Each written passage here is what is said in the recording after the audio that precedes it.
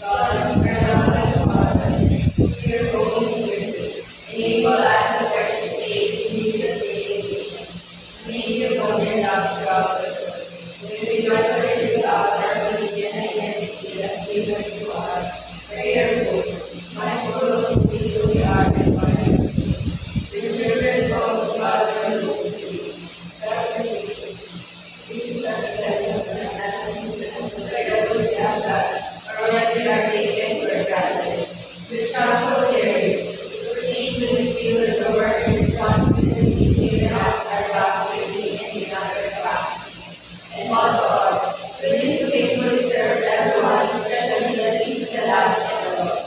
Our Lady of Lord, pray for us, Saint Paul of Apollo, pray for us, Father, mercy for us, Agnes Christine, now and forever. Amen. Magandang umaga mga bata, maaari na mag-sino po. Kamusta naman kayo mga bata? May absent ba ako ngayong araw? Nakakatuwa naman at walang absent ngayong araw at kumpleto kayo. Bago tayo magsimula sa ating talakayan, magpapatupad muna ako ng patakaran sa loob ng klase. Kapag nagtuturo na si teacher, dapat kay teacher lang makikinig. Naiintindihan po ba na lahat? Bago tayo magsimula sa ating talakayan, babalikan muna natin ang pinag-aaralan natin kahapon. Tungkol na saan ang pinag-aaralan natin kahapon? Paula? Alam mo, ma'am, tungkol ko siya sa expression na may tilihan pala. Tama. Alam niyo ba ang ibig sabihin ng nararapat, pag-asa at hiling? Kapag nararapat ay kailangan natin gawin. At ginagawin na natin ito ng salitang dapat. Halimbawa, dapat magdasal bago kumain. Di ba? Kapag dadasal bago kumain ay dapat ang ginagawa.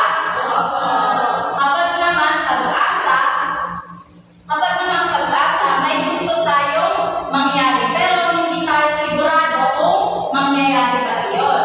Halimbawa na lang na sana magkapera ako. Di ba gusto natin mangyari pero hindi tayo sigurado kung mangyayari ba yun kasi nag-aaral pa kayo at hindi nyo alam kung saan kayo kukuha ng pera. Kapag naman hiling ang pinag-uusapan, ito ay isang bagay na gusto mong hilingin or hangarin. Halimbawa, hihingin ka sa birthday mo na gusto ko magkaroon ng bagong sapatos. Lagi mo siyang gagamitan na gusto na salita. Sa paraan na gusto kong humili ng sapatos, dun pa lang nagkakaroon ka ng hiling o gusto mong hangarin na isang bagay. Naiintindihan ko ba? Kung naiintindihan ko ng lahat, maaari pa kayo magbigay ng halimbawa ng nararapat, pag-asa o hiling. Sino po makakapagbigay dito ng halimbawa? Paula? Ma'am, ganito po, yung nararapat. Pwede namang, isa lang. Yung nararapat po, dapat tumagulos ng pagkain bago kumain.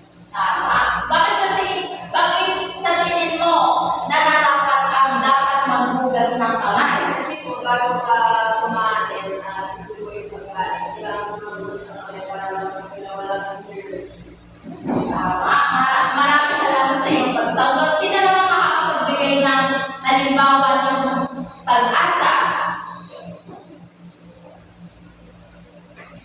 Sino makakapagbigay ng pag-asa? Ano po, pag sabi ko ginagawa nila po yung pwede po natin sabihin na sana po kumasama sa Tama. Bakit sa tingin mo pag-asa? Bakit sa tingin mo pag-asa ang salitang sana pumasa na ako sa subject? No? Kasi umaasa po ako eh. Tama. Magaling, Isaiah. Sino naman makakapagbigay ng hiling na halimbawa? Margaret? Gusto ko po ng dress. Bakit sa tingin mo ang salitang gusto I believe. Kasi po, gusto ko siyang makasal. Maraming salamat sa iyong kasagutan, Margaret. Ngayon naman, bago tayo magsimula sa ating talakay at sa bago nating aralin, gusto niyo bang maglaro muna? Yes? Ang lalaroin natin ngayon ay tinatawag natin na Guess the Picture.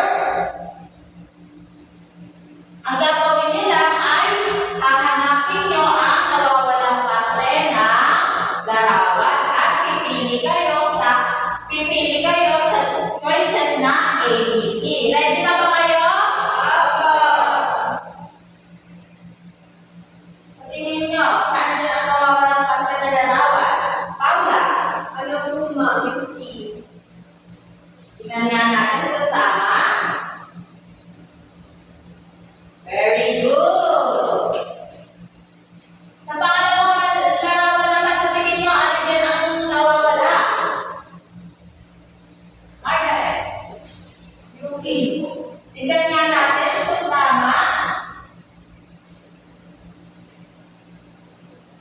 Very good. Sa nilaro natin na guess the picture, ano ang napansin niyo sa mga larawan? Babalikan natin ang unang larawan. Anong napansin niyo sa unang larawan? Nasisigawan. Nag-aaway po. Tama. Sa pangalawang larawan naman, ano ang napansin niyo? Yung parang tinuturuan po, may sinasabi ko yung Tama. May idea na ba kayo kung ano ang pag-aaralan natin ngayong araw? Hindi ko kami sure, ma'am. Ano po ba? Malalaman mo yan mamaya. Maaari niyo muna ba ang basahin ang layunin natin ngayong araw para sa araw na ito? Tinubuhay ako magaan ng pakikipag-usap kahit sa bagay, pakikipag-usap at paksang pinag-usap. Maunawaan ang mahalagaan ng paggamit ng pagkabalaan ng pakikipag-usap upang maiwasan ang hindi pagkakaunawaan at pagpapahalagaan ng relasyon sa kapwa. Na isa sa ito ang wastong pakikipagtalastas ng gamit ng tamang tono, ekspresyon ng mukha at pagkakaroon ng pananalita ayon sa bagay, kausap at pagsakay. Ang pag-aaralan natin ngayon ay tungkol sa ayaw na paraan ng pagkipag-usap ayon sa pakay, kausap at paksa. Dito malalaman niyo kung ano ba ang kahulugan ng pakay, kausap at paksa at ano ba ang kahalagahan nito. Naiintindihan po ba? Pakibasa nga po. Ang pakikipag-usap ay paraan ng pagpapahami kahit ang nagkakaroon ng mensahe. Ito ay maaaring magsalita at masulat sa pagkakakilos. Ang pakikipag-usap ay paghatid daw at pagtanggap ng mensahe. Parang itong laro ng bola. Kapag kayo ay may sinasabi, ang bola ay pinapasa nyo sa inyong kausap. Kapag naman ang kausap nyo ang may sinasabi, ang bola naman ay pinabalik sa inyo ng inyong kausap. Paula? Teacher, parang palitan po ba yan? Opo, ganun po. Dahil po sa pakikipag-usap, nandun po yung pagtanggap at pagpapalitan ng inyong mga opinion. Marami tayong paraan ng pakikipag-usap.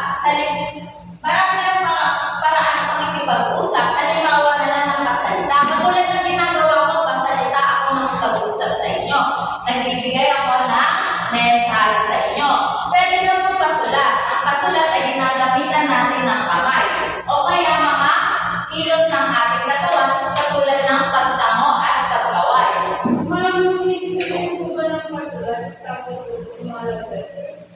Hindi po. Mga pasulat, kunyari po, gagawa po kayo ng liham. Okay, pwede naman po ang mensahe ng love letter para po sa inyo iniibig. Naiintindihan po ba? Teacher, parang ulit po ba yung ano din yung pagsalita? Pwede po yun na ginagamitan po ng kamay. Sa tingin nyo, bakit kailangan natin ang pag-uusap? Para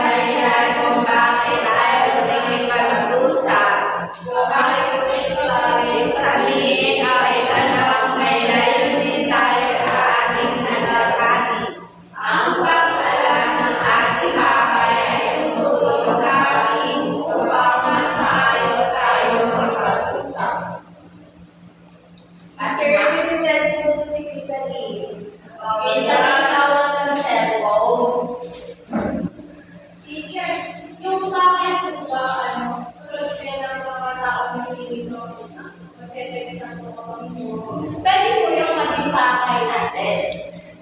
Ang pakay, alam mo ba ang ibig sabihin ng pakay?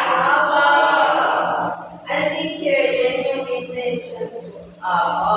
Ang pakay ay dahilan natin kung bakit tayo nakikipag-usap. Katulad ko, may dahilan ako kung bakit sa inyo bakit ako nakikipag-usap sa inyo. Ayan ang pakay ko. Ang pakay ko ay magturo sa inyo.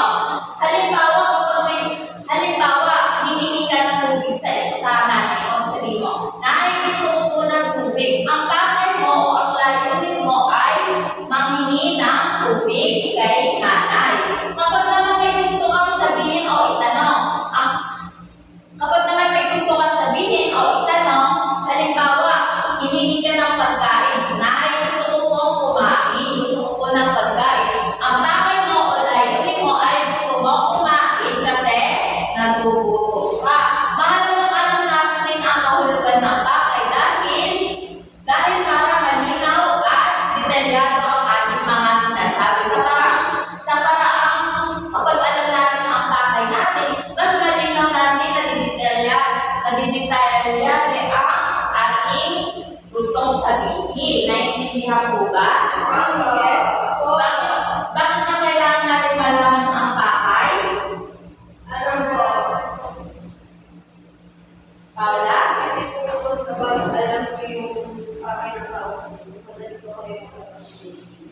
Tama.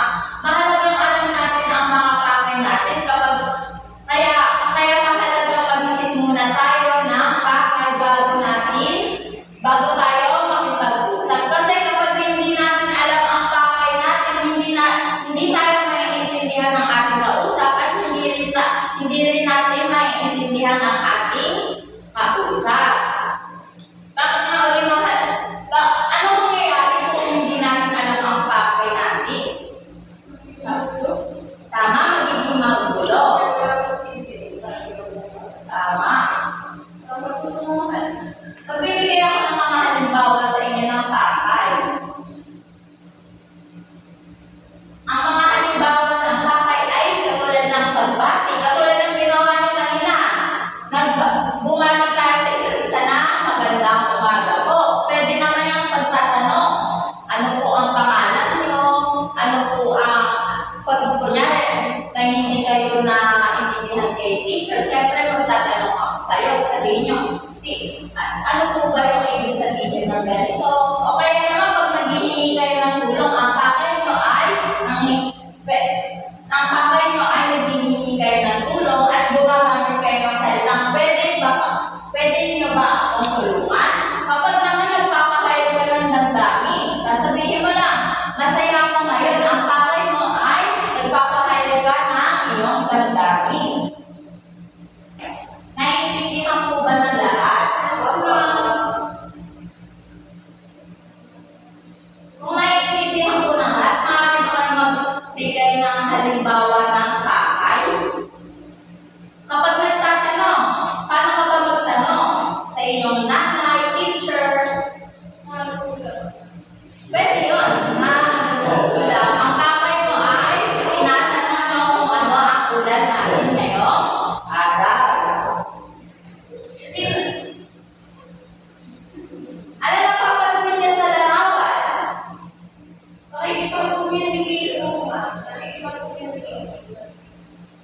Nakikipag-usap ba kayo? Maaari ba natin maging kausap ang kasama natin sa loob ng bahay o paaralan? Magaling, makakanta. Maaari niyo bang basahin? Magaling sa alam kung sino ang kausap. Maaari ito ay nakakatanda pag mga bata, kaibigan, guro, magulang o kaklase.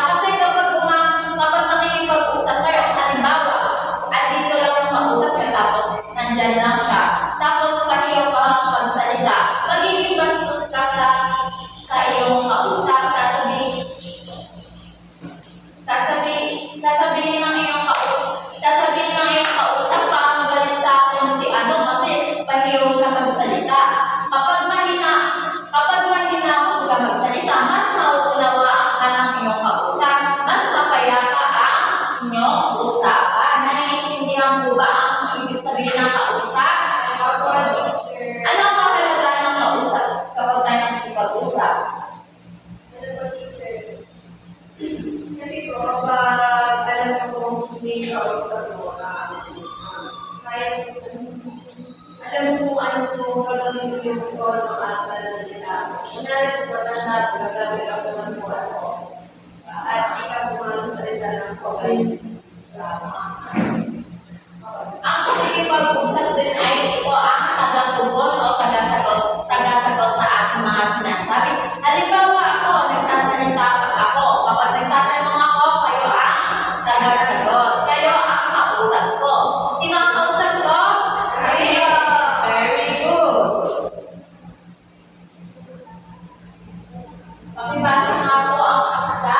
Ang paksa ay tumutukoy sa pinag-uusapan.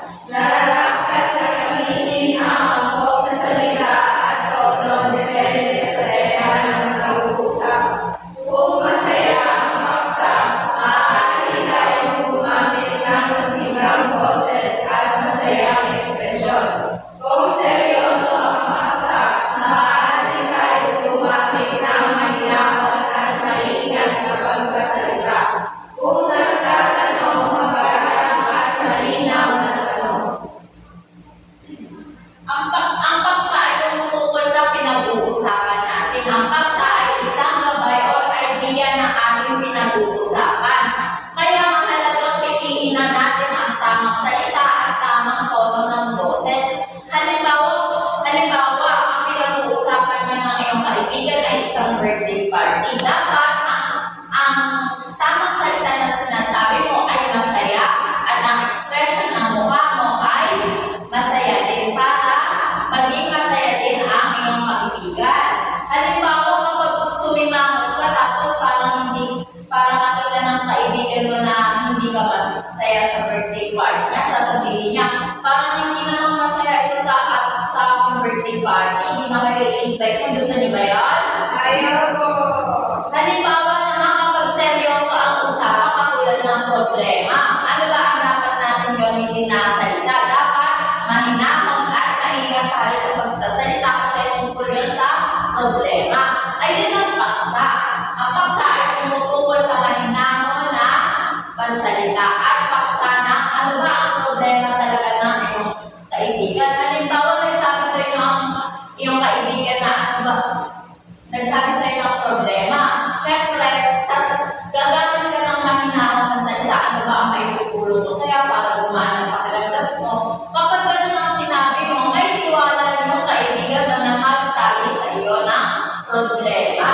Kapag naman nagtatanong ka, halimbawa nagtatanong ka sa akin ng ano ba yung tinuro, absent ka ngayong araw, ano ba ang tinuro ko ngayon? Magtatanong ka lang naman sa akin, pero dapat gagamitan mo siya ng malinaw na salita. Kasi kapag hindi mo nilinaw ang iyong sinasabi, maaaring hindi ka kasagot ng iyong teacher. Naiintindihan ko ba ng lahat? Bakit nga uli mahalagang nalaman natin ang paksa? Margaret? Pag-aaral ko na rin po yung pinag-uusapan. Tama. May naunawaan mo ba kayo sa aralin natin ngayong araw? Marami po. Kung may naunawaan kayo ngayong araw, maaari pa akong magtanong tungkol sa ating pinag-aralan ngayon. Bakit mahalaga mag-isip muna tayo bago magsalita? Paula? Sure, para ano po, yung mga salita o magsalita. Very good. Ano na ang mangyayari kung hindi natin alam ang ating pakay sa ating sinasabi? Margaret? Hindi mo magkakaintindi.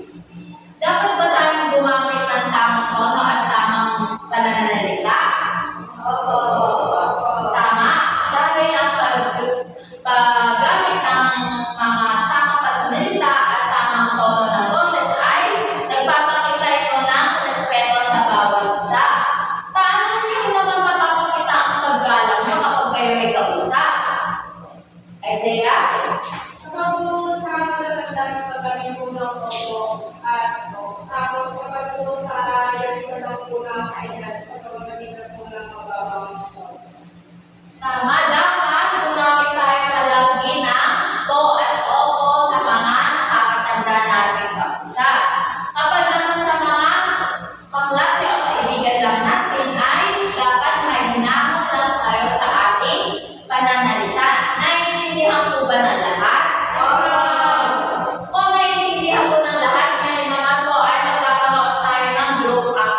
activity.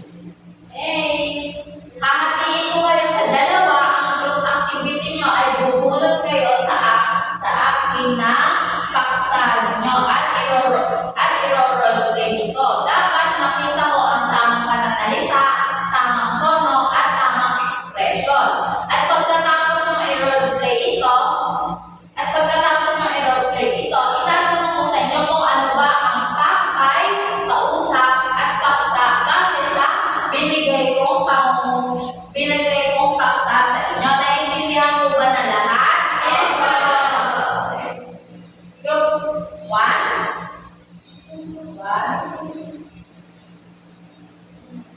Sige. Group 1, ano na lang, at group 2. Naiintindihan ko ba na lahat?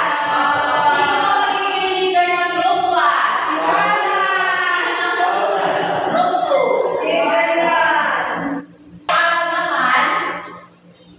Ngayon naman ay magkakaroon tayo ng quiz. Gusto niyo ba mag-quiz base sa pagkakaalaman natin? Ipagtutugma lang natin ang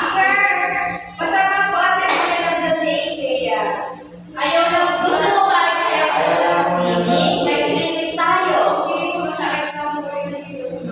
Okay, magpapasa ako ng test paper at si teacher na mag-check.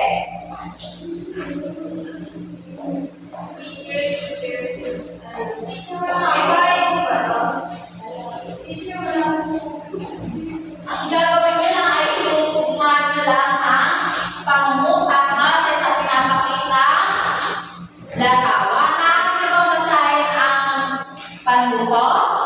Basahin ang mabuti ang bawat pangungusap sa RLA at itugma ang bawat pangungusap sa tamang larawan na nasa paligid na nagpapakita ng sitwasyong nilalarawan. Tapos na po. Okay na po, teacher. Pass the paper na po. Basta pas. Teacher, perfect ako. Si teacher, mag-check pa ito na lang ng perfect. Para na nasa inyong takdangan, maaari mo na kumuha ng inyong mga notebook at kopya ng inyong takdangan. Pwede po yan kahit na papel lang po at ililipat nyo na lang po sa inyong notebook.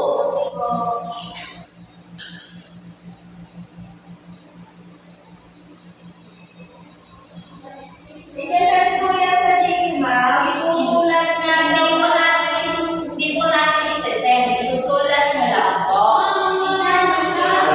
Tapos na teacher, tapos na Balik po sa number 2, isusulat po. Ngayon naman ay maaari ba kayong tumayo para sa ating pangwakas na panalangin? Isaiah, maaari mo ba pamuna na ating magdadasal?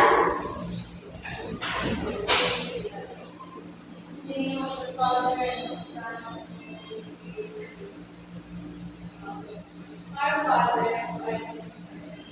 be thy kingdom come, thy will be done on earth as it is in heaven. Give us this day our daily bread, and forgive us our trespasses, as we forgive those who trespass against us. And lead us not into temptation, but